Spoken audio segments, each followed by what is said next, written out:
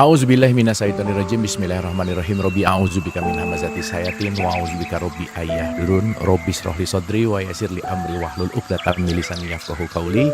Assalamualaikum warahmatullahi wabarakatuh. Alhamdulillahirabbil alamin. Segala puja-puji milik Allah Subhanahu wa taala yang atas rahmat karunia kasih sayangnya. Alhamdulillah pada siang hari ini seperti biasa kita istiqomah lagi untuk selalu belajar, untuk selalu membuka pikiran, membuka hati di kajian kita di Humanisti dan Sabilulungan, yang insya Allah mudah-mudahan kajian ini menjadi jembatan untuk selalu kita menuju kepada kesadaran yang lebih baik, kepada esensi yang lebih dalam, yang insya Allah membuat kita menjadi makhluk-makhluk yang selalu beribadah, selalu pasrah berserah, dan mudah-mudahan ini semua diridhoi oleh Allah Subhanahu wa taala. Salawat serta salam tidak juga kita lupakan, kita sampaikan kepada seluruh nabi dan rasul, wabil khusus baginda besar kita Rasulullah Muhammad Sallallahu Alaihi Wasallam, kepada para sahabat-sahabatnya, tabiin, pemuka-pemuka agama, wali-wali Allah, pejuang-pejuang bangsa, dan mudah-mudahan sampai kepada kita sampai akhir zaman. Amin, amin ya Allah ya Rabbal Alamin. Ibu dan bapak, teman-teman semua sehat ya. Siang hari ini semangat kita belajar di jam-jam krusial, tentu saja seperti biasa. Mudah-mudahan siap dan selalu semangat, itu yang paling penting, karena semangat belajarnya yang gak boleh hilang. Sebelum kita mulai seperti biasa, yuk kita hening sebentar, sejenak, kita masuk ke dalam, kita santai, kita relax gitu, supaya pikirannya gak terlalu sibuk, supaya kita juga benar-benar bisa khusyuk, benar-benar bisa mendapatkan hikmah, karena pikiran yang tidak sibuk pintu gerbang untuk kita masuk ke dalam kesejatian dan kesadaran gitu ya. Oleh karena itu yuk kita hening, kita ber-Al-Fatihah di dalam hati kita. Wabil khusus mari kita doakan kedua orang ibu bapak kita, tentu saja ya. Ibu bapak kita tuh sababiah kita hadir ke sini itu sangat luar biasa. Kita doakan siapapun yang terlebih dahulu meninggalkan kita, kita doakan siapapun yang sedang sakit dan dalam keadaan musibah, senantiasa kasih sayang Allah memberikan kekuatan, keikhlasan, ketabahan, dan keridhaan untuk kita semua. Hening sejenak. Al-Hadiniyah. Al-Fatihah.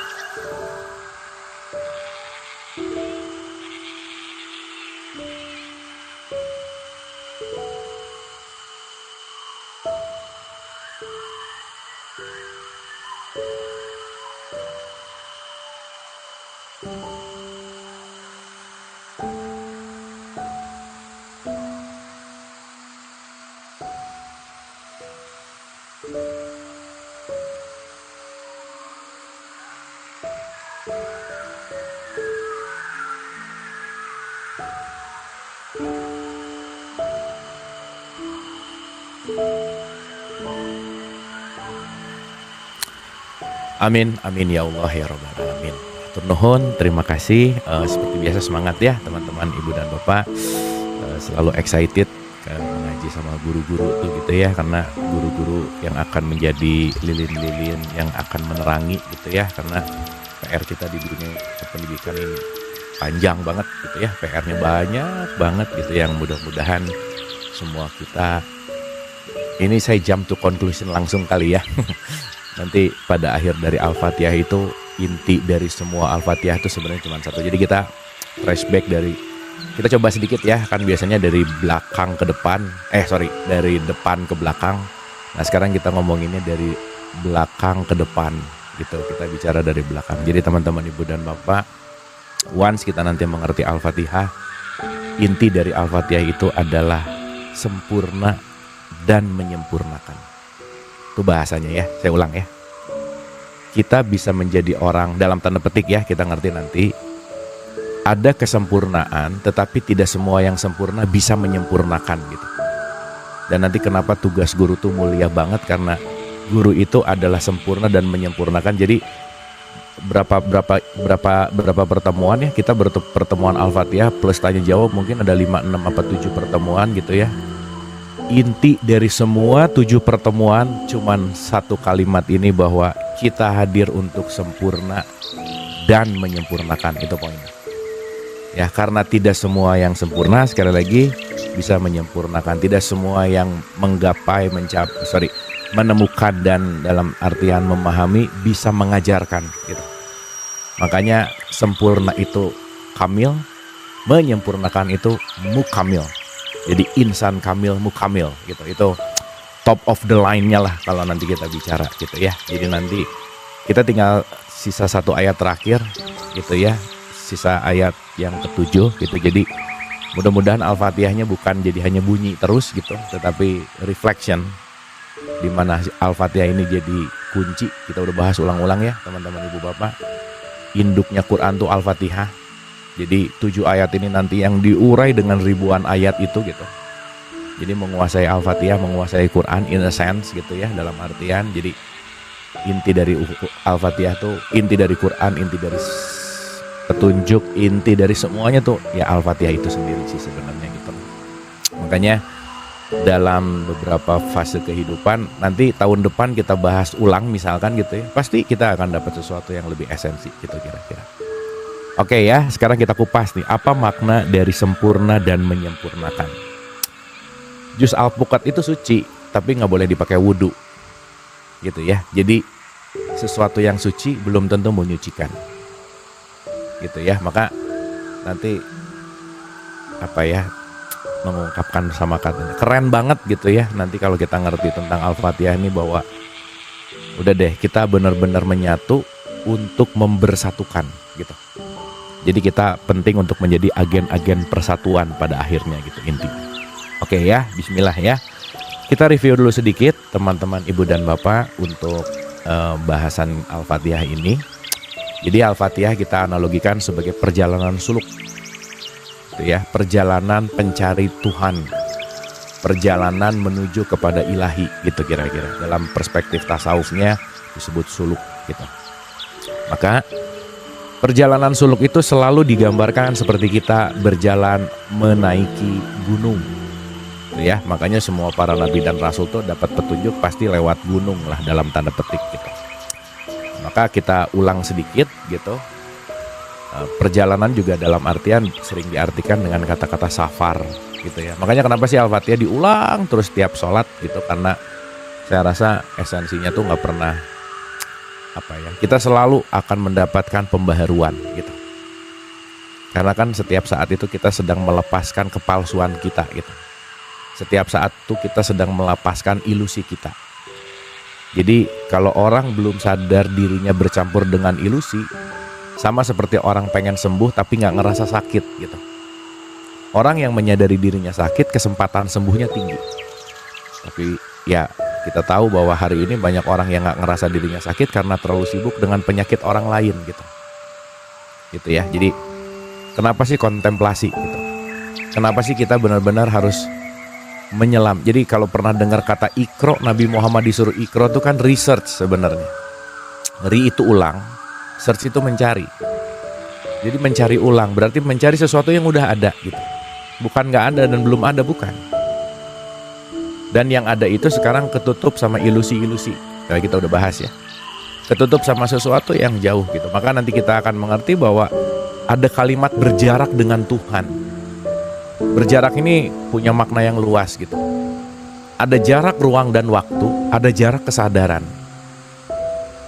Gitu ya. Kita mungkin sekarang deketan sama orang di sebelah kita. Tapi mungkin kita akan lebih merasa dekat dengan ibu kita, ayah kita, pasangan kita, anak kita, meskipun jaraknya mungkin jauh. Nah sekarang how come Tuhan akan bisa berjarak dengan kita dalam konteks ruang dan waktu gitu. You never far away from Him gitu. Gak ada yang jauh dari Dia. Tetapi jaraknya tidak dibicarakan dalam konteks ruang dan waktu, enggak gitu. Tapi jaraknya nanti kita akan bicarakan dalam konteks kesadaran. Karena absennya kesadaran yang akan membuat kita menjadi jauh dari Dia gitu. Makanya nanti ayat terakhir itu kan setelah ihdinas siratal mustaqim, siratal ladzina an'amta alaihim, ada magdub, ada zolin. Ya di situ magdub itu artinya dimurkai. Nanti kita ngerti kalimat dimurkai itu apa. Dan ada juga yang sesat gitu. Clear ya? Tapi di balik itu hanya orang yang tersesatlah yang akan menemukan jalan. Kalau nggak pernah tersesat, nggak tahu dia tersesat gitu. Gitu ya, maka kita memang dibebaskan untuk tersesat untuk menemukan jalan pulang. Maka pengajarannya Adam, dia salah dulu baru pulang. Spesialnya Adam udah salah, dia mau pulang. Gitu. Clear ya? Jadi pelan-pelan teman-teman ibu dan bapak kita mengkonklusikan ini. mensummarizkan ini supaya Al-Fatihah ini benar-benar jadi the way of life kita, bukan dibacakan. Ingat ya, kalimatnya bukan disuruh baca Al-Fatihah kan, tapi beral-Fatihah. Beral-Fatihahlah kamu gitu. Bukan membacakan, karena kalau membacakan mah banyak yang pinter saya rasa. Banyak yang hafal lagi. Dan kadang kalau udah hafal tuh jadi otomatis. Kadang sesuatu yang otomatis tuh udah nggak ada kesadaran di situ. Gitu ya, makanya sholat itu kalau bisa jangan otomatis gitu. Tapi dihadirkan kesadarannya. Karena kalau sholatnya otomatis ya udah cuman menggugurkan kewajiban, ngerasa udah sholat gitu intinya. Al-Fatihahnya juga udah otomatis aja. Ya tahu-tahu tiba-tiba ngerti, selesai, paha, sadar, udah beres aja, assalamualaikum gitu intinya. Di tengah-tengahnya, in betweennya mabuk gitu. Makanya janganlah kamu sholat dalam keadaan mabuk. Means kalau orang mabuk tuh nggak ngerti apa yang diomongin, nggak paham apa yang diucapkan gitu ya. Nah nanti kita paham juga, emang sih banyak dari kita yang mabuk gitu ya. Makanya sedikit dari kamu yang bersyukur. Nah, mudah-mudahan kita mulai bangun dari mabuk-mabuk ini gitu, menuju kepada realitas-realitas.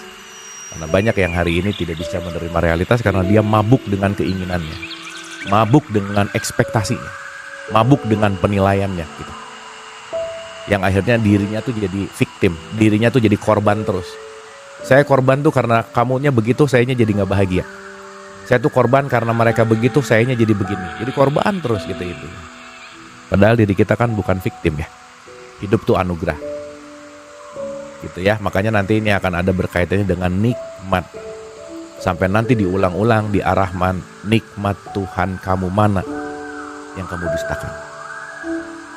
Oke ya, bismillah ya teman-teman, ibu dan bapak, pelan-pelan kita review dari 1 dulu. Mudah-mudahan ini akan jadi conclusion yang nggak susah, nggak ribet gitu ya. Mudah-mudahan ini jadi sesuatu yang easy gitu ya. Bismillah, mudah-mudahan dilancarkan.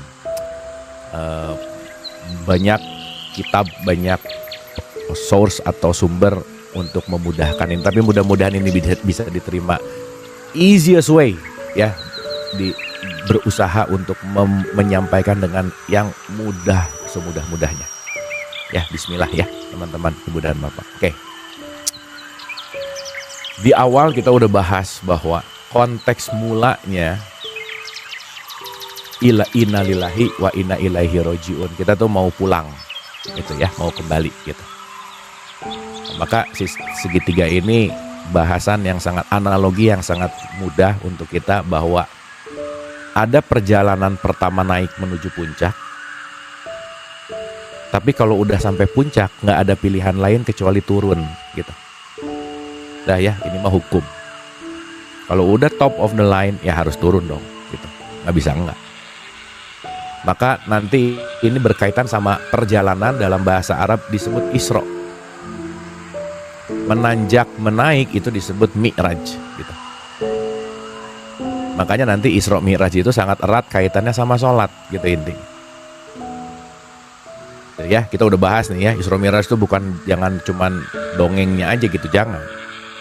Karena kadang-kadang kita itu euforia di dalam simbolisasi gitu, selebrasi gitu, memperingati Isra Mi'raj setiap tahun, tapi isinya nggak tahu isinya apa gitu. Ya, memperingati Isra Mi'raj, dah diperingati terus, tapi nggak dialami lagi gitu ya, kan sayang. Nah, kita tuh jangan-jangan memperingati sholat tapi tidak mengalami sholat gitu. Sama seperti orang yang berteriak Allahu Akbar tapi nggak kenal sama Tuhan, gitu inti. Gitu ya. Nah, dalam perjalanan ini ada fase safar 1 di mana kita tuh benar-benar nggak tahu apa-apa. Karena di surat 1678, kamu lahir tuh nggak tahu apa-apa. Tapi untuk tahu apa-apa dibekali toolsnya, pendengaran, penglihatan, fuad, pikiran. Pendengaran, sam'a, penglihatan, basyar gitu ya penglihatannya. Sama fuada, pikiran. Nah, si pendengaran, penglihatan, hati, akal, pikiran ini alat sekaligus juga ada seperti 2 mata pisau. Dengan alat ini kita jadi mengisi diri kita menjadi identitas gitu kira-kira. Jadi mau nggak mau, suka nggak suka, kita semua terlahir udah langsung ditutup oleh yang namanya identitas. Kita udah bahas ya teman-teman ibu dan bapak, kita ini ruh yang dikasih kemasan jasad. Di mana rohani kita sekarang tertutup oleh identitas. Atau yang kita sebut sebagai psychological self. Identitas ini kalau dalam bahasa Arabnya disebut nafas atau jiwa gitu kira-kira. Maka pembersihan jiwa artinya pembersihan identitas. Karena kalau identitasnya udah nol, baru kita bisa kembali kepada ilaihi rojiun dalam konteks kembali kepada ruhani gitu. Makanya kenapa Iqra itu menyelami tanda-tanda Tuhan, ayat-ayat Tuhan. Kalau mau nyelam, bajunya dibuka dulu supaya nggak basah gitu kira-kira. Dalam tanda petik baju di sini adalah identity. Itulah kenapa orang umroh, haji, kalau tawaf pakai ihram, lepasin semua jubah-jubah identitasnya. Nama nggak penting, jabatan nggak penting, kamu siapa nggak penting, gelar nggak penting. Karena nanti kalau kita melekat kepada semua identitas yang nanti outputnya adalah ilusi, sampai kapanpun kita nggak akan pernah masuk ke dalam safar berikutnya atau ke dalam kesadaran ruhani gitu. Nah, orang akan berputar-putar di dunia ilusinya. Inilah yang disebut dengan yang namanya dunia yang penuh dengan permainan gitu kira-kira. Jadi kita mau berputar di permainan dunia atau kita yang mengontrol permainan dunia, itu dua hal yang berbeda gitu. Kehidupan adalah permainan dan senda gurau, Quran selalu ngomong gitu. Tetapi kehidupan tidak bisa dilakukan dengan main-main, itu dua hal yang berbeda. Kalau tahu ini permainan, jangan terkontrol oleh permainannya, jangan. Memiliki uang dan dimiliki uang itu dua hal yang berbeda. Meskipun dalam tahapan kesadaran paling dalam kita kan nggak punya apa-apa gitu ya. Tapi di tahapan awam anggap aja kita dapat uang sekarang, oh uang ini milik saya.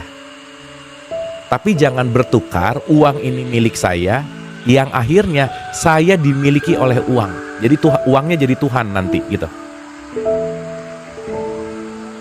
Gitu ya, akhirnya nanti power utamanya jadi ada di uang gitu. Power utamanya nanti ada di jabatan. Makanya nggak mau kelepasan, nggak mau lepas jabatan, nggak mau lepas uangnya, melekat terus. Dan semakin melekat kepada sesuatu yang selain dia, semakin kita akan muter-muter di dunia ilusi. Di kelasnya di kelas 1 terus gitu intinya. Kalau dalam tradisi Hindu Buddha disebut alam samsara gitu. Penderitaan gitu. Maka penderitaan itu bukan masalah punya atau nggak punya uang, memiliki atau dimiliki uang. Penderitaan itu bukan masalah punya atau nggak punya jabatan, memiliki atau dimiliki oleh jabatan, gitu kira-kira. Jadi nanti pertanyaannya, kita ini memiliki dunia atau dimiliki oleh dunia, gitu. Gitu ya, makanya Imam Ali tuh keren banget. Saya mentalak 3 dunia deh, gitu. Dah. Talak 3 dunia sama Imam Ali tuh ditalak 3 gitu, keren gitu. Ya, nggak mau gitu dalamnya dikotori sama dunia. Saya yang memiliki, bukan saya yang dimiliki, gitu kira-kira. Gitu ya. Nah, berarti kita memulai perjalanan benar-benar memiliki jarak dengan Allah. Dalam tanda petik ya, kita nanti paham. Jarak nanti kita bagi 2. Ada jarak secara fisikal, dalam konteks di sini kita berbicara ruang dan waktu. Bandung Jakarta 120 kilo secara fisikal, distance. Tapi hubungan sama Allah, hubungan sama Tuhan ini nggak berbicara tentang physical distance, nggak bisa. Karena kita udah bahas bahwa hubungan kita sama Tuhan seperti matahari dengan cahayanya. Nggak mungkin terpisah gitu. Seperti kita dengan cermin, bayangan di dalam cermin, itu nggak mungkin terpisah. Bahkan kalau lagi bercermin, kita bingung mana yang asli, mana yang enggak sebenarnya. Kalau ada orang ngelihat kita lagi bercermin, orang yang ngelihat kita nggak akan tahu mana yang asli, mana yang bukan asli gitu. Maka dalam tradisi Kristianity disebut you are imago Dei, the image of God. Dalam tradisi Islam disebut tajalinya Tuhan. Gitu ya. Atau mungkin dalam bahasa Jawanya disebut manunggaling kawula Gusti gitu. Karena nggak ada yang terpisah. Jadi tidak ada yang pernah jauh dari Tuhan. Gimana mau jauh, orang kita adalah matahari dan cahayanya. Matahari dan sinarnya. Nggak mungkin sinar ada tanpa ada mataharinya. gitu ya. Makanya kenapa dinisbatkan di dalam Al-Quran, aku lebih dekat kepadamu dari ulat leher. Gak ada yang lebih dekat kepada dia kecuali dirimu. Gitu ya. Makanya nanti ini akan berkaitan dengan kesadaran. Sekali lagi, kita bicara baik buruk dulu sederhana ya. Hal buruk terjadi dalam hidup karena kita mengabsenkan kesadaran. Udah itu aja. Makanya penting untuk selalu menghadirkan kesadaran. Maka kenapa Musa disebut atau Musa diketemukan sama Haidir? Hadir itu adalah muncul kesadarannya. Kita udah pernah atau belum ya, tapi in a sense Musa itu simbol dari pikiran kan gitu. Karena kalau pikiran yang aktif, kita hanya mengulang-ulang data yang udah ada gitu. Maka orang banyak pikiran tuh muter-muter di level yang sama. Maka perlu kontemplasi. Begitu kontemplasi, kita akan menemukan sesuatu yang baru. Makanya kalau mikir terus, dia hanya muterin yang ada, data yang ada gitu kira-kira. So that's why semua ajaran agama pasti mengajarkan kita menjeda dengan pikiran. Gitu ya. Nah, ini penting banget gitu. Makanya nanti di puncak di sini tuh pikirannya udah lepas banget gitu. Makanya dalam bahasa kisah, ketika Nabi Muhammad ketemu sama Tuhan, Jibril udah nggak ikut di situ gitu. Knowledge udah nggak ikut, beyond knowledge, bukan nggak ada knowledge, bukan nggak ada pikiran, bukan, tetapi beyond dari pikiran, melampaui pikiran. Berarti kalau melampaui pikiran, kita perlu menjaga jarak dengan pikiran. Berarti kalau perlu menjaga jarak, kita harus bisa memisahkan antara diriku dan pikiranku gitu. Nah hari ini banyak orang yang nggak bisa begitu. Kenapa? Nggak pernah latihan. Karena dia selalu menganggap bahwa dirinya adalah pikirannya gitu. Padahal ada yang bisa berpikir, pasti ada yang bisa mengamati berpikir. Maka kalau bahasa sekarang dalam konteks meditasi, meditasi adalah wahana untuk kita berjarak dengan salah satunya dengan pikiran. So itulah kenapa meditasi didefinisikan sebagai journey without goals, perjalanan yang gak ada tujuannya. Karena kenapa? Kita diajarkan untuk menikmati prosesnya. Once terlalu tujuan minded, goals minded, banyak kekecewaan aja. Nah, begitu kita menikmati proses, kita akan hadir utuh di sini saat ini. Karena kita banyak akan ditarik ke besok kemarin, besok kemarin, besok kemarin. Ya besok kan gak ada ya sebenarnya. Kita hanya punya the eternal now. Kita cuman mampu ada di sini. Bisa gak kita keluar dari saat ini coba? Gak bisa. Cuman pikirannya yang lagi keluar, kitanya gak bisa. Gitu ya. Maka segala sesuatu yang datang ke kita bisa menjadi milikmu tetapi tidak bisa menjadimu. Ya, nanti kita renungkan kalimat ini. Bisa menjadi milikmu tapi tidak bisa menjadi dirimu, karena dirimu itu fitrah.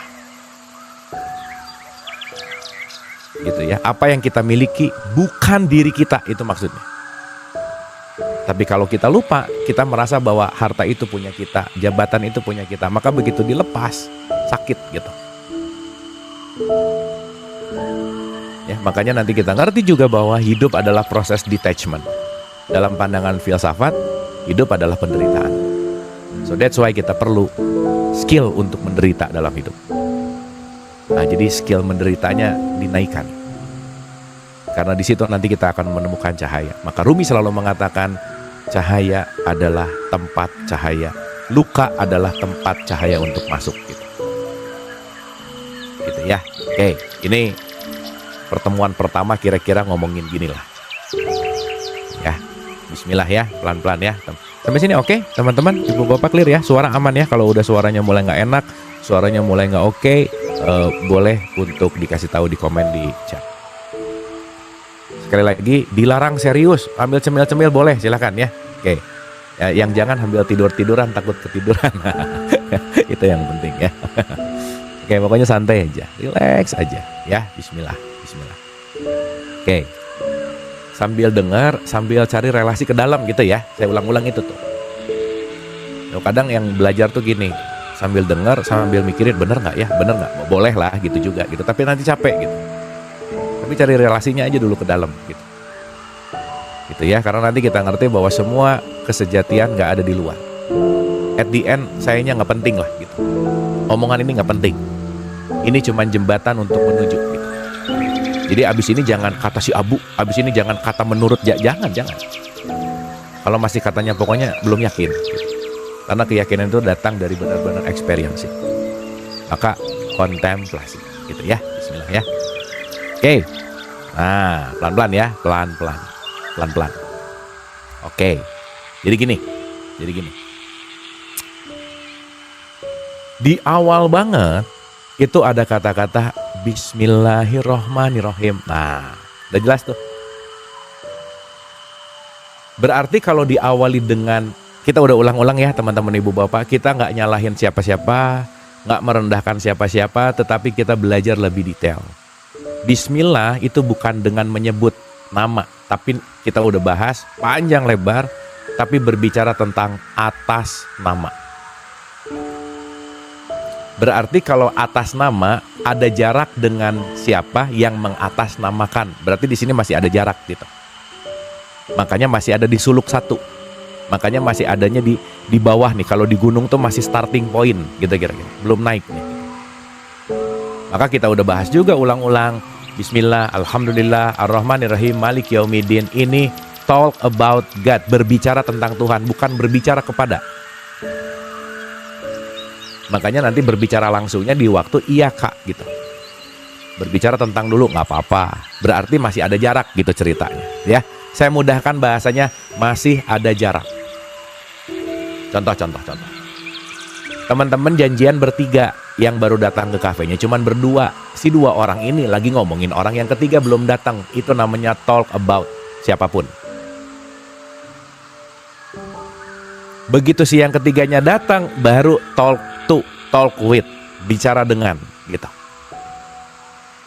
Jadi 1-4 itu belum sadar siapa dirinya yang sejati, makanya masih ngomongin atas nama gitu. Karena nanti begitu pandangannya lebih dalam, kita ngerti bahwa dari keragaman itu cuman muncul kesatuan. Jadi kalau kita masih melihat yang beragam, kita lupa ada kesatuan di situ gitu. Gitu ya, makanya nanti disebut ketauhidan. Kalau kamu melihat yang oneness, kalau kamu melihat yang menyatunya, kamu akan benar-benar mengenal siapapun dan apapun. Karena kamu akan sadar bahwa ternyata di dalam sebuah keberagaman, di dalam semua keberagaman terdapat satu ketauhidan, sumber yang sama. Berarti udah mulai mengurang menilai orang lain. Udah mulai gak pernah jarang judgement, menjelekan. Kenapa? Karena mulai sadar bahwa semakin nanti naik ke atas, mulai sadar bahwa dirimu adalah aku yang lain. Ragam diriku dalam bentuk lain. Tapi kamu dan aku tuh ya sama gitu. Sama tuh dalam artian dari sumber yang sama gitu kira-kira. Mau aqua, mau amidis, dua-duanya mineral water. Kita mau lihat mereknya atau isinya, itu poinnya. Nah kalau jaraknya makin jauh, yang dilihat pasti cuman mereknya. Makanya berantem nih sekarang. Merek A sama merek B saling mengkafirkan, menerakakan gitu. Intinya, semakin ke puncak gunung, semakin universal. Dah gitu intinya.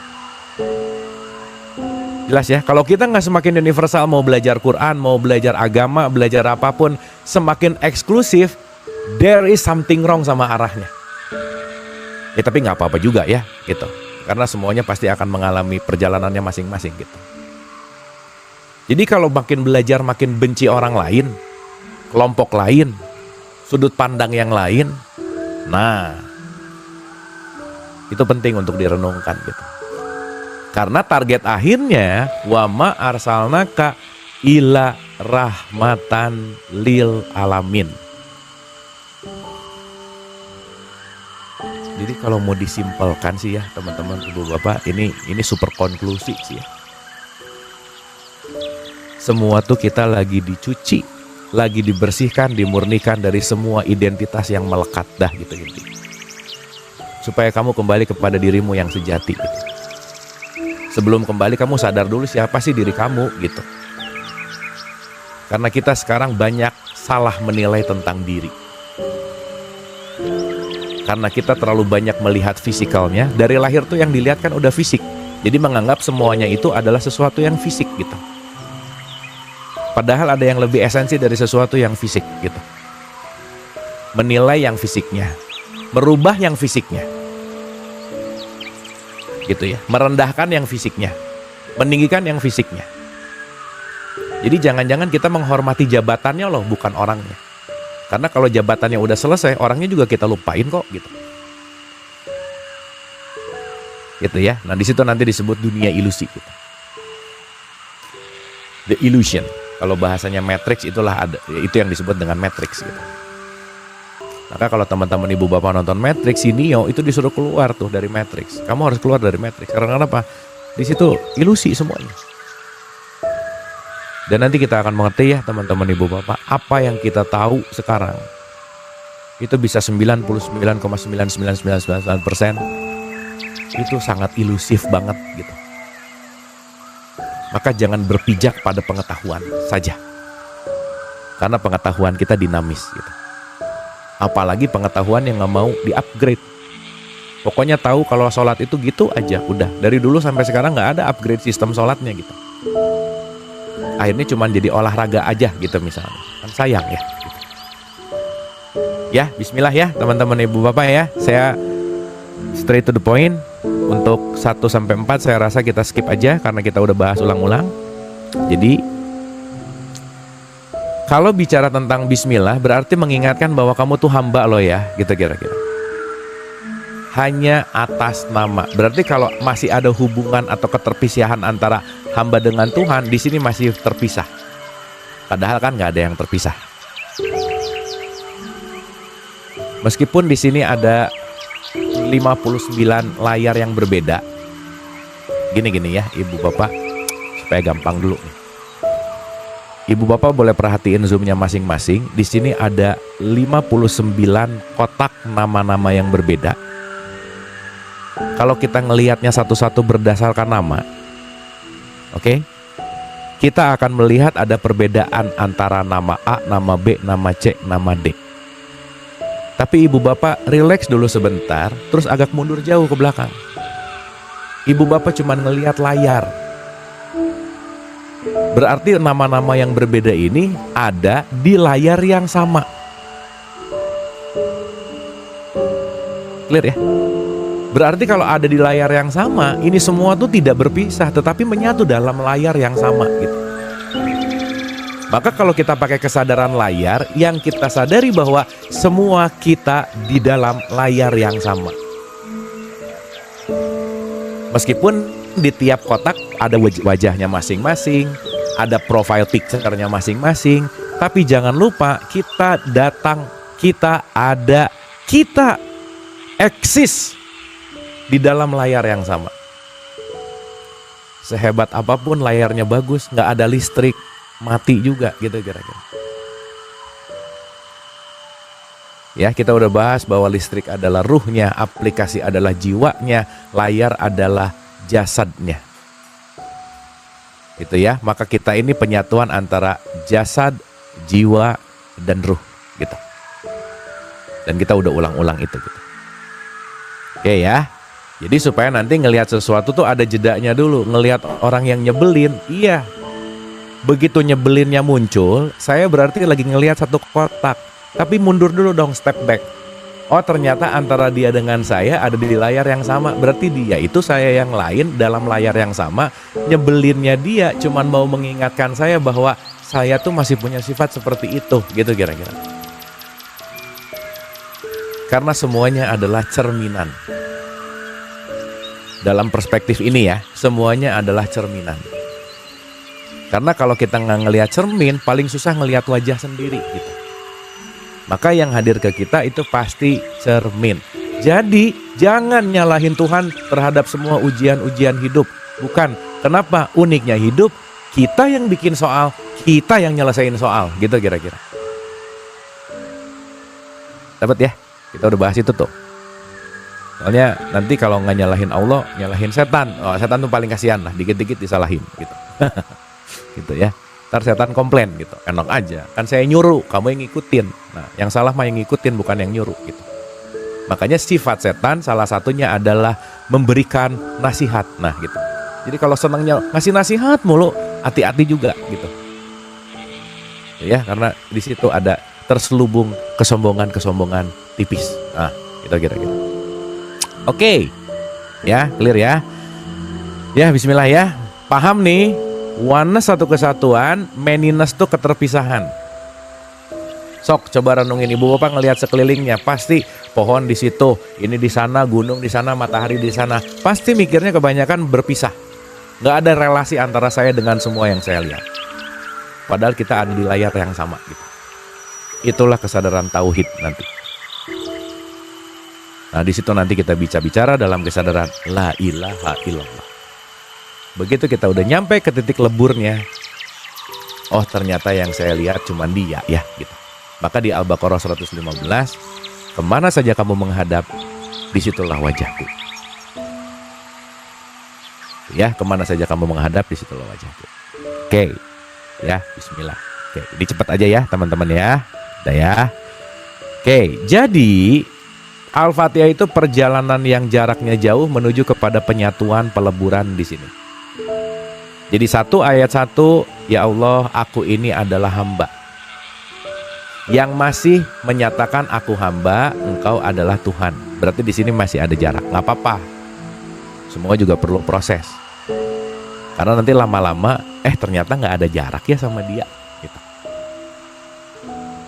Nanti lama-lama, ternyata akunya nggak ada ya. Gitu kira-kira teman-teman. Gitu. Berarti ketika meniadakan aku kecil, yang hadir hanyalah dia. Nah, inilah yang disebut An-Nas, manusia. Itulah nanti yang disebut sebagai khalifah. Kita udah bahas ulang-ulang ya, Tuhan itu bikin rumah, tubuh kita.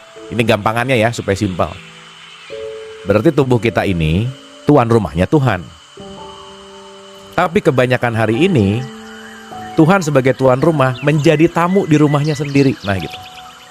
Sok ibu bapak bayangin di rumah sendiri, tapi jadi tamu gitu kan nggak enak ya. Itu intinya. Karena nanti yang jadi tuan rumahnya si ego, si aku kecil. Kalau nggak saya tolong ya, orang ini nggak selamat. Nah, kalau bukan saya yang ngajarin, nggak akan bisa. Nah, udah tuh mulai. Itu lagi nyimpen Tuhan di gudang. Nah, nanti kalau sakit, baru gudang dibuka. Ya Allah, sembuhkan. Nah, lupa. Gitulah pokoknya, bolak-balik aja. Gitu ya. Kita udah bahas tuh. Ya, jadi kita lagi belajar benar-benar membiarkan Allah menjadi tuan rumah di dalam rumahnya sendiri. Gitu bahasa kerennya, malah gampangan. Ya. Oke, maka dia mewujud nih. Talk about God, hamba yang tahu bahwa dia adalah atas namanya. Dia mewujud dalam konteks Alhamdulillahi Robbil Alamin, dalam bentuk Robnya Tuhan. Rob itu artinya mendidik. Jadi Allah mau mendidik, kamu jangan ada jarak dong sama aku. Maka Allah dalam konteks Rob, kan ada ya Robin Nas, Malikin Nas, Ilah. Kalau Allah lagi dalam konteks Rob, kalau dalam bahasa Inggris Allah itu the God. Kalau dalam bahasa Inggris Rob itu Lordship. Maka ada God, ada Lord. Di bahasa Indonesia dua-duanya Tuhan, makanya bingung. Maka Robbul Alamin, dia yang lagi mendidik kamu supaya kamu sadar bahwa aku dan kamu tuh tidak pernah terpisah. Keterpisahan antara aku dan kamu karena muncul aku kecilnya, which is bahasa gampangnya ini yang disebut dengan ego, gitu kira-kira. Ego ada di mana? Dari identitas. Ada di mana? Psychological self kita. Maka semakin naik, semakin psychological self, identitas egonya luntur. Di bulan Ramadan ini sering disebut the sleep of ego. Tidurnya ego itu ibadah. Nah, jadi bulan Ramadan bukan banyak tidur, bukan ya, Bu? Tidur mulu, bukan itu poinnya. Ego yang ditidurkan gitu maksudnya. Ramadan nih ya, tidurnya aja ibadah. Jadi tidur mulu tiap hari. Bukan itu poinnya. Clear ya? Berarti ibu bapak bisa nggak sekarang kita lagi bangun tetapi dalam ketertiduran ego? Gitu. Gitu ya. Nah, nanti kita paham pelan-pelan. Oke. Jadi ingat ya, Allah Maha mendidik, bukan jahat, bukan. Jadi nanti kita akan ngerti kalimat murka karena banyak yang mispersepsi dan menjauhkan diri dari Tuhan. Kenapa? Jaraknya jauh banget. Contoh, yuk kita serahkan segala sesuatu kepada yang di atas. Kemana yang di atas teh? Jauh amat gitu ya. Jadi di sini kita punya jarak jauh gitu sama Tuhan. Karena emang dijarak-jarakin jauh sih gitu ya dari dulu. Makanya pasti kalau ngomongin Tuhan tuh nunjuknya ke tempat yang jauh. Gitu, ke atas gitu, kemana gitu. Aneh sih ya, paradoks, padahal Allah ngomong juga aku lebih dekat kepadamu dari uratnya. Kenapa sih pada ngerasa jauh dari aku gitu intinya. Habis gitu nyari Tuhannya jauh lagi, udah jauh nggak ketemu lagi gitu. Ya makanya kenapa waktu di surat Al-Quraisy, jangan menyembah rumahku dong, yang disembah pemilik rumahnya gitu. Kan ada ya teman-teman ibu bapak yang doa tuh bawa doa kayak list belanjaan bulanan gitu di depan Ka'bah teriak-teriak gitu. Seakan-akan Tuhan tuh di situ. Yang nggak apa-apa juga sih. Yang seakan-akan kalau di Cilandak gitu ya, di Cipete gitu, di Bintaro itu doa tuh nggak didengerin gitu. Makanya ada mustajabah doa di mana, di tempat di sini gitu. Doa kencang-kencang. Enggak gitu, bukan gitu poinnya. Ingat ya, jaraknya bukan ruang dan waktu gitu, bukan. Tapi kesadaran. Ketika kesadarannya hadir, dirimu dan aku tidak berjarak lagi. Maka ketika Rumi cerita, ada satu hambanya ngetuk rumah pintu Tuhan, begitu digetuk, tok tok tok. Tuhan nanya, siapa di luar? Aku. Tuhan ngomong, tidak ada dua aku di sini. Nggak ngerti nih si hambanya. Beberapa puluh tahun datang lagi, tok tok tok. Siapa di luar? Engkau. Baru dibukain. Karena hanya ada satu aku di sini. Itu ya. Sip ya, teman-teman ya, paham ya? Mudah-mudahan dapat nih. Oke. Nah, kuncinya nggak ada lagi. Ar-Rahmanir-Rahim, kasih sayang. Gitu. Jadi nggak ada yang bisa meluluhkan ego kecuali yang namanya kasih sayang gitu kira-kira. Maka kalau orang ego dibalas sama ego, jadi egonya kuadrat. Tapi orang ego diisi kasih sayang, egonya akan menurun gitu kira-kira. Karena powernya Tuhan itu adalah di surat 6 ayat 12, aku adalah kasih sayang. Jadi kalau ngomongin diri sejatimu itu adalah kasih sayang. Jadi kalau kamu lagi marah-marah, lagi benci-benci, lagi iri-iri, lagi dengki-dengki dan seterusnya, kamu lagi keluar dari dirimu yang sejati, lagi masuk ke alam ilusi gitu. Nah nanti betah di alam ilusi, lupa aja sama diri sejatinya. Karena nanti kasih sayang itu menciptakan, menampilkan damai, damai itu menciptakan happiness. Jadi teman-teman ibu dan bapak, kita tanpa apa-apa tuh udah bahagia gitu. Justru yang membuat bahagia karena banyak apa-apanya. Maka bahagia jangan dicari. Nggak ketemu, kenapa? Orang kamu adalah bahagia kok gitu. Itu ya kira-kira. Justru kita adalah kebahagiaan yang tertutup oleh semua pernak-pernik dunia. Jadi kalau mau bahagia gimana? Detachment dong. Jangan dicari bahagianya. Karena kalau dicari nanti ketemunya kesenangan. Dan itu biasanya nyarinya di objek, di hubungan, di benda, materi. Ngerasa bahagia tapi padahal lagi menumpuk kesenangan. Karena kesenangan itu nanti kita akan ngerti umurnya pendek.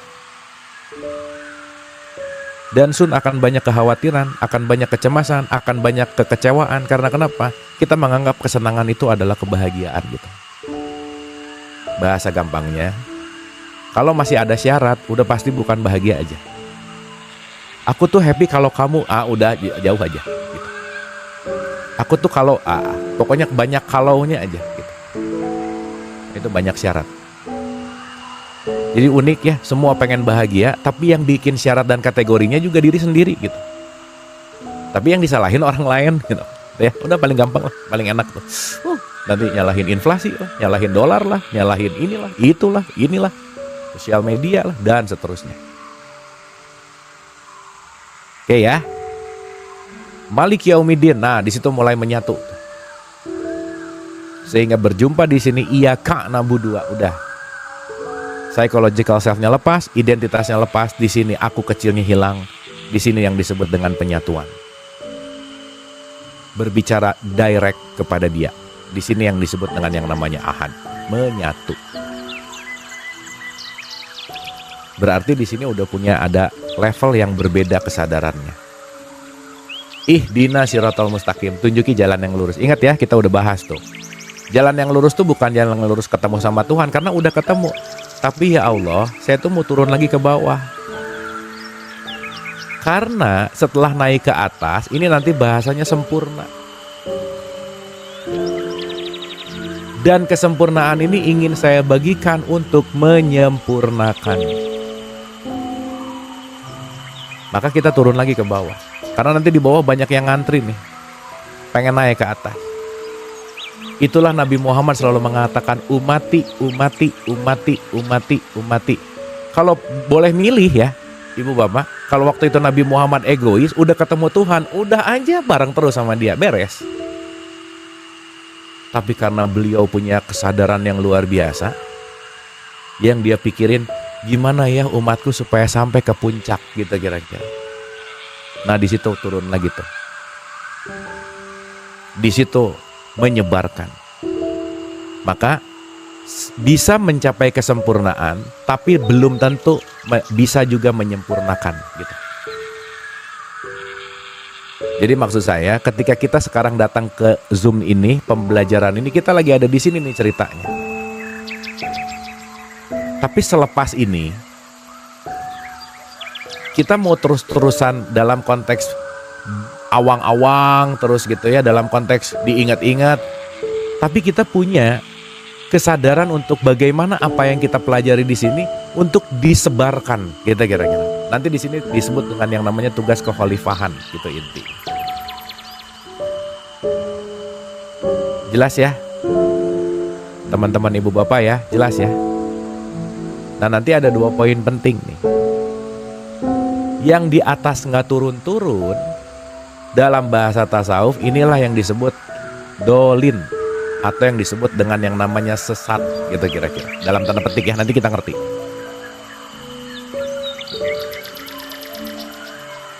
Nah nanti ada kaitannya. Yang di bawah nggak naik-naik, inilah yang dimurkai. Ya gitu kira-kira. Jadi yang sempurna dan menyempurnakan, dari di bawah naik ke atas, tapi nggak lupa turun. Karena kenapa? Nanti kita akan masuk dalam konteks ada penugasan. Contoh ya. Punten pisannya, ini saya kasih contoh yang faktual. Ada orang belajar spiritual, tiap hari kerjaannya meditasi terus gitu. Kerja enggak, nolong orang enggak, meditasi mulu gitu kira-kira. Nah itu sesat tuh dalam tanda petik ya. Di sini terus tuh, dikit-dikit meditasi, dikit-dikit meditasi. Dilihat lagi duduk mulu gitu, nggak ngapa-ngapain. Nah itu di sini nih, gitu ya. Masjid mulu gitu misalnya. Ke masjid bagus sih gitu, tapi kan ya jangan di masjid mulu dong gitu. Kan nanti Quran juga ngomong, janganlah berdiam di masjid selama-lamanya. Oh, sampai gitu kalimat. Tapi bukan itu gitu poin inti.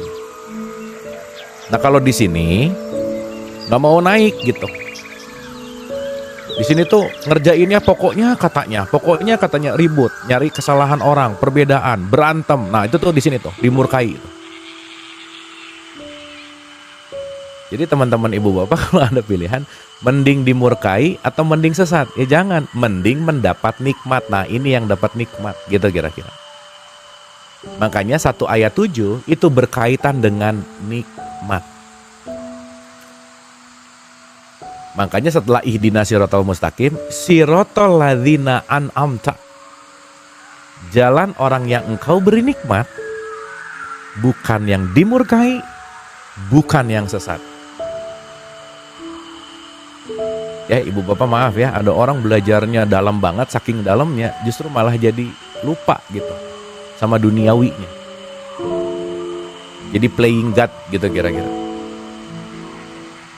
Nah nanti ngerasa bahwa yang bikin orang ketemu Tuhan saya gitu. Nah itu kan bahaya tuh. Gitu ya. Jadi nggak kenal sama Tuhan bahaya, kenal sama Tuhan kalau nggak sadar juga bahaya gitu kira-kira. Nanti sering disebut kegeeran spiritual gitu intinya. Makanya turun lagi, nanti naik lagi gitu. Turun lagi, nanti naik lagi, turun lagi gitu. Nah, nanti kita ngerti kenapa dalam tradisi Islam tuh sholat 5 waktu diulang-ulang. Ada saat naik, ada saat turun, ada saat naik, ada saat turun. Imanen, transenden, tajali, gitu. Semakin naik turun, nanti kita semakin larut gitu. Tapi jangan hanyut, gitu kira-kira. Karena kita nanti ngerti bahwa oke, tahu tugasnya. Di sini ada keseimbangan, tetap ada kebijaksanaan. Ini kalau bahasa di tasawuf sering disebut yang di atas tuh mabuk, ya Ibu dan Bapak. Mabuk ketuhanan, gitu. Makanya kalau udah mabuk ketuhanan langsung ngomong ana al-haq, saya Tuhan. Itu di sini banget. Bukan salah, bukan, tapi mabuk gitu.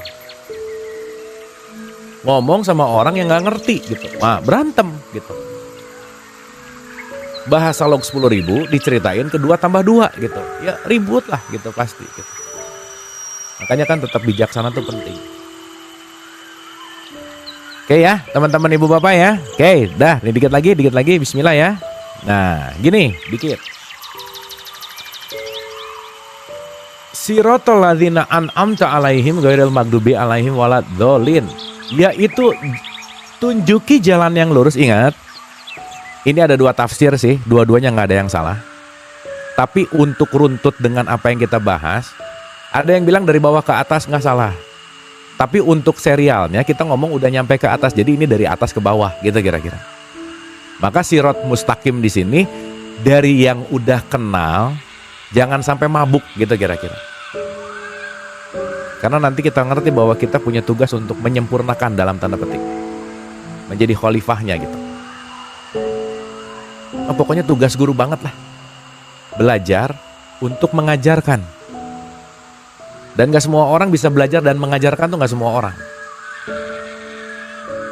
Gitu ya, itu yang disebut kamil mukamil gitu nanti. Oke.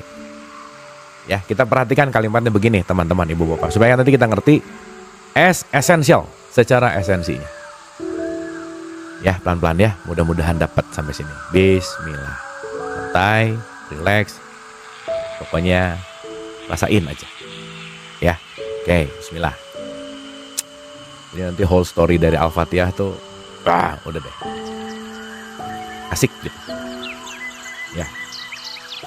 Siratal ladzina, jalan an'amta, satu orang yang diberi nikmat, itu satu. Bukan jalan mereka yang murka, bukan jalan mereka yang zolin atau yang disebut dengan sesat. Oke, coba kita runtut ya. Berarti kalau runtutannya ada nikmat, murka, dan sesat, kemurkaan ini ada kaitannya dengan kenikmatan. Kesesatan juga pasti ada kaitannya dengan kenikmatan.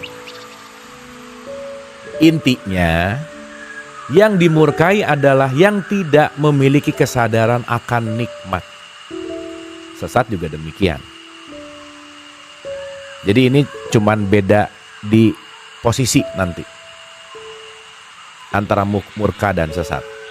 Oke, nah sebelum kita ngomong murka dan sesat, teman-teman, saya pengen bahas dulu ini supaya kita lebih luas lah memandang ini semua tuh lebih luas. Ini ya, teman-teman ibu bapak. Kalau kita berbicara the language of God, bahasanya Tuhan, Tuhan selalu menggunakan bahasa yang kita sangat familiar. Berarti dia akan menggunakan suatu bahasa yang sangat familiar dengan pengertian kita, pemahaman kita, emosi kita, perasaan kita, supaya kita setidaknya ngerti apa yang ingin disampaikan oleh Tuhan itu sendiri, gitu kira-kira. Maka perhatiin deh, Quran itu kalimat-kalimatnya, surat-suratnya familiar. Sapi familiar banget sama kita. Lebah, gajah, laba-laba. Itu semua dibikin familiar supaya kita, oh setidaknya seperti ini, setidaknya bisa menggambarkan. Maka ini pun berkaitan dengan emosi. Gitu ya. Maka dalam sifatnya Tuhan ada yang disebut mutakalim. Tuhan maha berkata-kata. Berkata-katanya menggunakan bahasa. Jadi kalau Tuhan ngomong murka, anggap aja ada orang lagi murka banget. Kayak gitulah kira-kira gitu. Tapi bukan Tuhan pemurka, bukan. So, feeling didesain untuk dikenali. Maka ketika feeling dikenali, disitulah bahasa yang akan kita bisa serap dalam konteks bahasanya Tuhan itu sendiri, gitu kira-kira. Sampai sini oke ya teman-teman ya. Jadi kalau ada kata-kata kabura maqtan indallahi antakulu malatafalun, aku benci banget, bukan Tuhan maha pembenci, bukan. Kalau kamu ngomong nggak sesuai dengan, kalau kamu melakukan nggak sesuai dengan omongan kamu, kira-kira orangnya bakal gimana sih? Ya benci, udah pasti gitu kira-kira. Paham ya? Jadi jangan diasosiasikan Tuhan maha pembenci, maha pemurka, wah pokoknya jahat gitu kelihatannya, sangar, sadis. Bukan. Itu mau menggambarkan tentang konteks yang namanya bahasa. Sekarang kita pahami dulu dalam konteks yang namanya mutakalim, maha berkata-kata. Oke ya, sekarang kita gini. Teman-teman, ibu bapak pernah marah nggak kira-kira? Pasti dong. Pertanyaannya, kenapa bisa marah? Karena marah itu pasti affected by something. Teriritasi oleh sesuatu.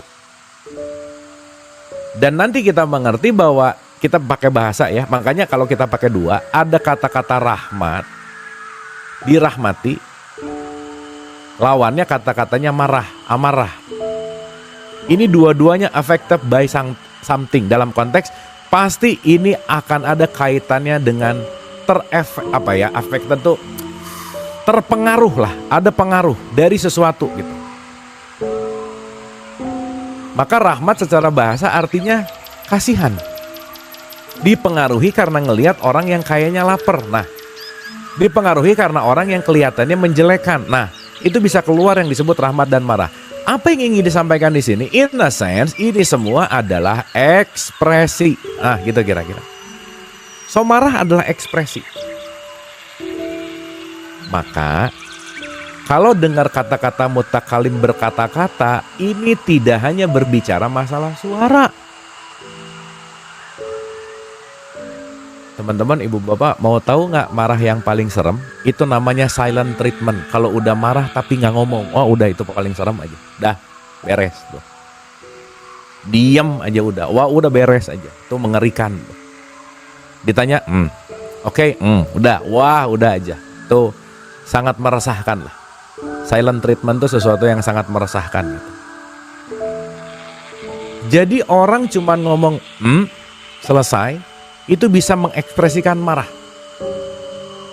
Dan yang paling pintar mengekspresikan marah adalah mulut. Nah, udah kalau mulut udah ikut campur, wah udah tuh ekspresi macam-macam aja. A sampai Z muncul gitu kira-kira. Gitu ya. Berarti kalau mau mengekspresikan segala sesuatu ekspresi, segala sesuatu yang asalnya tidak tampak menjadi tampak. Itulah yang disebut berkata-kata. Atau dalam artian mutakalimnya Tuhan. Ibu bapak sebelum ngomong udah ada di dalam yang mau diomongin. Diomongin dari tidak tampak menjadi tampak, dari ekspresif yang ada di dalam menjadi muncul. Kalau bahasanya ini disebut wujud, ini disebut sesuatu yang goib, gitu kira-kira. Jadi sebelum ngomong ada dulu nih, ngomong baru wujud, gitu kira-kira. Berarti berkata-katanya Allah tidak harus selalu dengan kata, huruf, bahasa. Jangan lupa eksistensial semesta raya ini adalah kata-katanya Tuhan. Makanya disebut ayat. Jadi ibu bapak kalau ngelihat taman yang sangat indah, rapi, bagus, Taman mau berkata bahwa aku diurus sama pemilikku. Gitu kira-kira. Jadi pohon bisa ngomong nggak? Rumput bisa ngomong nggak? Gunung bisa ngomong nggak? Dalam tanda petik ngomong di sini menyampaikan ekspresi. So itulah Allah mengatakan Iqra, bacalah. Bacalah kata-kataku, kalimat-kalimatku, ayat-ayatku, tanda-tandaku, karena semuanya adalah ekspresinya Allah. Gitu kira-kira. Dapat dari sampai sini teman-teman? Ngerti ya? Jadi nanti kalau ada kata-kata ayat-ayat Allah itu jangan langsung ngomong atau hanya bicara bahwa tulisan yang hurufnya Arab. Bukan. Taman yang gak kerawat itu menunjukkan ingin mengatakan bahwa aku tidak dirawat. Awan yang gelap itu ingin mengekspresikan bahwa sebentar lagi akan turun hujan. Oke ya. Berarti ada nggak yang tidak berkata-kata sama kita? Nggak ada. Intinya semuanya mau menyampaikan pesan. Nah, itu poinnya. Dan pesan tidak harus melulu dalam bentuk tulisan. Tidak harus dalam bentuk melulu kata-kata, suara. Jadi Allah bukan bersuara tapi mewujudkan suara. Karena Allah tuh bukan punya mulut, bukan punya pita suara, enggak. Tapi suara itu sendiri, itulah perwujudan dari ekspresinya Tuhan. Sampai sini oke ya teman-teman ya. Dah, sampai sini dulu aja. Nanti kita ngerti lebih dalam. Saya ulang. Supaya nanti dengar kata murka, jangan langsung Allah marah, benci, mengazab. Bukan. Ya, supaya nanti kita ngerti kemurkaan ini apa maksudnya, gitu inti. Oke ya. Nah, sekarang kita renungkan begini. Berarti, kita ulang ya. Kalau tadi di 1 ayat 7, yaitu jalan orang yang engkau beri nikmat, bukan mereka yang dimurkai. Berarti kemurkaan ini satu ekspresi yang berkaitan dengan nikmat. Nah sekarang kita ngerti dulu. Gak mungkin ngerti dimurkai kalau gak ngerti apa itu nikmat. Nah teman-teman, kita pakai beberapa perspektif ya. 1. Definisi nikmat adalah sesuatu yang melebihi modal. Itu nikmat namanya. Contoh, modalnya 10, dapatnya 100. Nah nikmat banget. Itu 1 ya. Tapi kebanyakan orang lupa, kita hidup juga gak pernah punya modal sebenarnya. Maka hidup adalah anugerah. Hidup itu adalah kenikmatan. Lebih daripada modal. Orang kamu gak ngemodal kok. Jadi kalau kamu gak pernah ngemodal, jangan pernah merasa hidup ini rugi. Gitu kira-kira. Apa ruginya? Orang ngemodal aja enggak. Dapat ya? Berarti orang yang bisa menikmati sesuatu, orang yang menyadari bahwa semuanya hanyalah konteks dari ekspresinya Allah. Maka nanti ada kaitannya dengan kemana saja kamu menghadap, di situ adalah wajah. Ya, to the point aja. Ini panjang banget cerita. Ini deh teman-teman itu. Ciri-ciri utama orang yang diberi nikmat adalah dia mulai sadar kalau semuanya hanya Allah. Nah, itu orang dapat nikmat.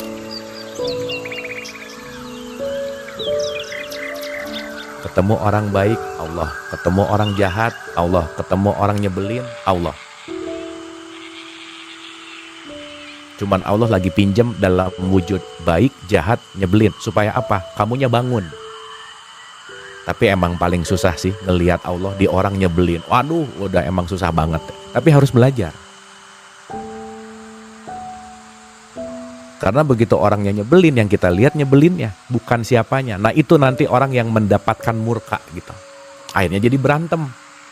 Lupa kalau dia menyebalkan, pasti lagi dipinjam sama Tuhan. Sampai sini oke ya teman-teman ibu bapak ya. Nah ini pokoknya bahasa paling mudah untuk disampaikan aja. Mudah-mudahan bisa dimengerti gitu. Ya kalau ini mau dibahas layer-layernya, wah dari teologis gini, dari filsafat gini, dari tasawuf gini, panjang banget. Tapi mudah-mudahan kita mendapatkan untuk kita aplikasikan. So in a sense, siapa orang yang mendapatkan nikmat? Orang yang sadar bahwa semuanya hanya Allah. Titik, itu dulu sederhananya. Berarti kalau kita ngelihat semuanya Allah, kita tidak melihat identitasnya. Bukan masalah dia jenderal atau OB atau CEO atau tukang beca atau tukang bakso atau apa dan lain yang membuat saya hormat kepada mereka. Bukan itu lagi. Orang yang mendapatkan nikmat adalah dia menghormati dengan ketulusan karena hanya melihat wajah Allah dimanapun dan dalam kondisi apapun. Makanya nggak beban. Kalau saya hormat gara-gara jabatannya, lepas jabatan udah nggak hormat lagi, jadi beban. Orang biasa dielu-elukan karena jabatan, habis jabatannya lepas nggak ada yang mengeluh-elukan, jadi beban, nggak nikmat banget gitu. Itulah yang disebut kesenangan yang menipu, kata Quran. Sementara gitu. Oke ya. Nah, banyak yang tidak mengartikan secara esensi ayat ini, teman-teman, ibu bapak. Ya, perhatikan kalimat ini. 14 ayat 7. Wah, udahlah, ini mah ayat favorit aja. Teman-teman, ibu bapak, ini kayaknya nggak bisa satu episode, nggak apa-apa ya. Kita sampai sini dulu, nanti kita lanjut kayaknya untuk masuk. Ini kita ngomongin si Magdub dulu, sampai Magdub mudah-mudahan dapat. Tapi seenggaknya jalan menujunya udah mulai ada gitu ya. Oke, pelan-pelan ya. Supaya nggak terlalu numpuk gitu. Oke, pada ayat 7 nih. A'udzubillahi minasyaitonirrajim. Bismillahirrahmanirrahim. Dan ingatlah tatkala Tuhanmu memaklumkan, sesungguhnya jika kamu bersyukur. Ya, jika kamu bersyukur, pasti kami akan menambah. Di sini nikmatnya dikasih tanda kurung, nggak ada kata nikmat kepadamu, bukan.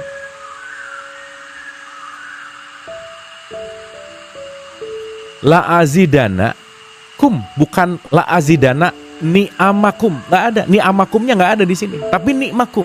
Konteksnya, bahasa aslinya, kalau kamu bersyukur, kamu yang akan saya tambah. Ini orang semua berpikir kalau saya bersyukur, saya dapat mobil baru. Saya bersyukur, saya dapat uang lebih banyak. Saya bersyukur, saya dapat harta lebih banyak. Bukan itu poinnya. Tapi kalau kamu bersyukur, kesadaranmu akan lebih tinggi. Gitu maksudnya. Kamunya yang akan lebih ditambah. Gitu kira-kira. Dapat ya teman-teman ya? Ulangi ya, pelan-pelan. Jika kamu bersyukur, kamu yang akan aku tambah, bukan nikmatnya. Apalagi nikmat yang berbicara konteksnya materialistik gitu. Ini rata-rata kebanyakan berpikir, aduh bersyukur nanti nambah mobil baru, nanti nambah uang lebih banyak gitu. Wah nanti tenang aja, nanti kalau kamu bersyukur ditambah rezekinya lebih banyak. Terus rezeki itu mikirnya adalah uang. Padahal teman-teman mohon maaf ya, hikmah adalah rezeki yang paling tinggi, kesadaran. Karena punya uang gak punya kesadaran, menderita juga hidupnya. Gitu ya. Karena jarak kita sama Tuhan sekali lagi tidak di ruang dan waktu, tetapi di dalam konteks yang namanya kesadaran. So in a sense, kita bikin simpel nih. Berarti murka ada kaitan dengan nikmat. Nikmat itu ada kaitan dengan syukur. Kalau kamu menambah, kalau kamu bersyukur, nikmat akan aku naikkan. Jika kamu bersyukur, aku akan menambahmu.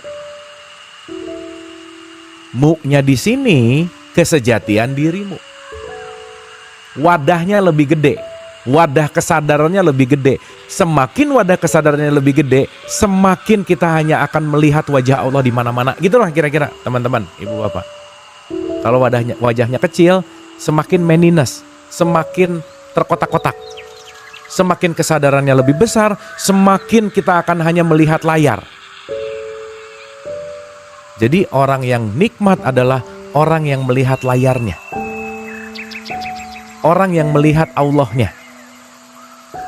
Jadi dia melepaskan dualitas benar salah, baik buruk, sakit sehat. Kenapa? Yang dilihat Allahnya. So kalau kamu syukur, saya akan tambahkan kesadaranmu. Nanti ujungnya untuk sadar bahwa kamu tuh gak ada sebenarnya. Yang ada cuman aku, gitu intinya. Ih, kalau akunya udah gak ada, ya lupa. Udah tuh. Enak banget gitu. Tidak affected by apa. Oh, Allah lagi ngajarin sabar, Allah lagi ngajarin ikhlas, Allah lagi ngajarin. Gak akan ada konflik sama personnya, udah pasti. Makanya takwa, kenapa ada poin pandai memaafkan.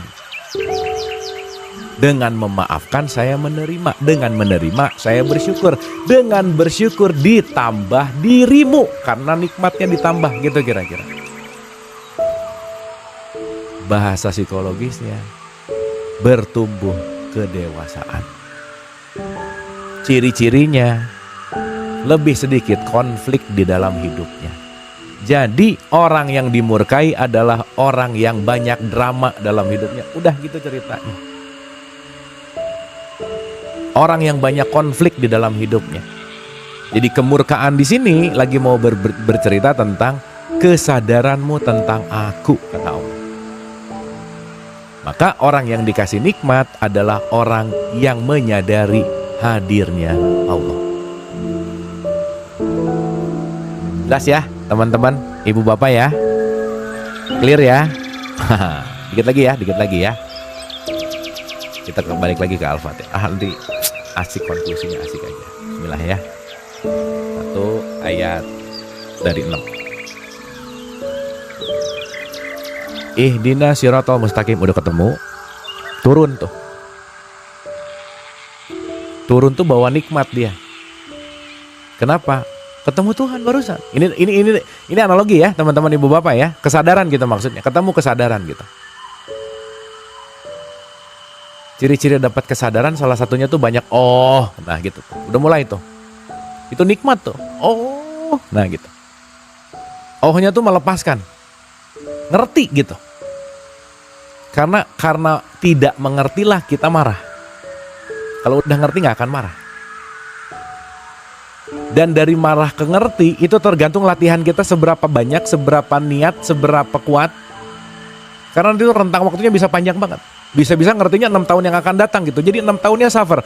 Maka banyak orang yang nunggu dapat baru bersyukur. Saya bersyukur deh kalau dapat ini, nunggu. Terus nggak dapat nggak bersyukur. So pertanyaannya, why wait? Kenapa harus nunggu? Karena bersyukur mah nggak perlu ada alasan. Saya kayaknya mau sedekah deh kalau uangnya udah banyak. Ngapain nunggu uang banyak terus sedekah?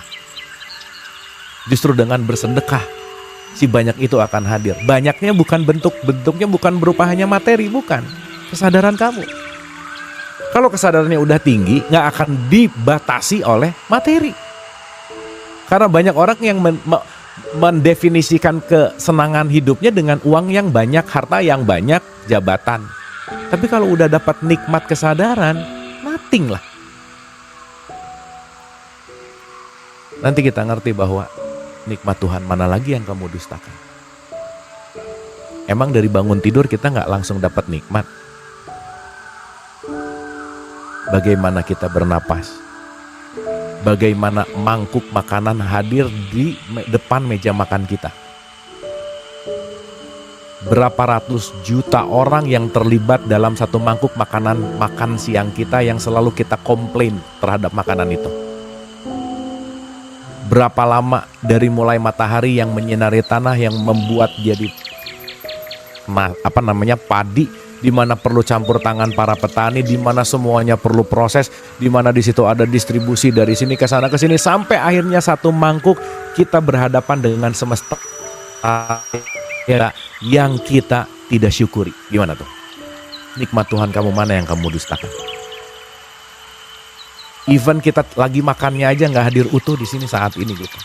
Lagi makan pikirannya udah meeting, di tempat meeting pikirannya udah di tempat rumah, di rumah pikirannya di tempat makan dan seterusnya. Nikmat Tuhan mana lagi kamu dustakan, sehingga di situ dikatakan sedikit dari kamu yang bersyukur. Maka kita akan selalu terattach kepada sesuatu hal yang disebut dengan ilusi gitu kira-kira. Jadi wajar nggak Al-Fatihah kita baca tiap hari ini gitu intinya. Untuk apa? Kembali kepada nikmat gitu. Karena hanya orang yang attach, melekat kepada sesuatu di luar, disitulah yang disebut yang dimurkai. Karena kemelekatan itu merendahkan nilai aku di dalam dirimu, gitu kira-kira bahasa sederhananya. Oke, teman-teman, sip ya. Ini mau dilanjutin sekitar 1,5 jam lagi, jadi saya rasa waktunya nggak cukup, gitu. Dan saya rasa ini opening act dulu gitu ya untuk 1 ayat 7 gitu, karena ini bakal jadi final ayah gitu ya, ayat terakhir di Al-Fatihah. Tapi at least kita udah mulai kenal rangkaiannya gitu. Siratal ladzina an'amta magdub zolin. Nah nanti kita ngerti lebih dalam apa itu magdub, apa itu zolin gitu. Tetapi yang paling penting kita sekarang ngerti dulu bahwa ingat, kalau kamu bersyukur, kamunya yang aku akan tambah, bukan uangnya. Kamunya. Kamu yang sejati means kesadarannya. Karena kalau punya kesadaran dalam kondisi apapun, gak akan tergoyahkan atau affected by. Ya meskipun affected by juga gak jauh dan gak lama balik lagi lah ke titik netral gitu kira-kira. Nah di situ kita akan mulai memiliki pandangan yang lain tentang hidup gitu. Semakin bersyukur, semakin akan mengatakan life is beautiful. Gitu ya. Yang mudah-mudahan Al-Fatihah ini selalu membawa kita untuk mensyukuri kehidupan. Oke, teman-teman, ibu dan bapak, tolong ini diulang-ulang lagi. Gitu ya. Tolong ini disadari lagi. Tolong ini di replay lagi. Pertemuan yang akan datang kita beresin, abis gitu kita tanya jawab. Insya Allah beresinnya nggak terlalu lama lagi gitu ya. Habis gitu kita tanya jawab, apa yang perlu didiskusikan, apa yang perlu ditanyakan, kita diskusi di pertemuan yang akan datang. Tapi jangan lupa beberapa catatan Al-Fatihah ini diulang lagi kalau bisa, supaya nanti kita straight hanya untuk berbicara nikmat, murka, sesat. Nah after itu bismillah, insya Allah rangkaian Al-Fatihah kita di tahapan ini bisa kita selesaikan dulu gitu kira-kira. Terima kasih ibu dan bapak. Nggak ada pertanyaannya hari ini ya. Dikontemplasikan aja, kunyah pelan-pelan, dirasain, diicip-icip, sampai nanti pada akhirnya kita akan menemukan si nikmat tadi gitu kira-kira. Mohon maaf lahir dan batin. Mohon maaf, mudah-mudahan ada sesuatu yang bermanfaat siang hari ini, ada sesuatu yang hidup, ada sesuatu yang cerah, ada sesuatu yang bangkit, hakim, kiamah gitu. Yang mudah-mudahan itu semua mengarahkan kita hanya untuk berserah seutuh-utuhnya kepada Allah. Mohon maaf lahir dan batin sekali lagi. Semoga bermanfaat. Wabillahi taufiq wal hidayah. Assalamualaikum warahmatullahi wabarakatuh.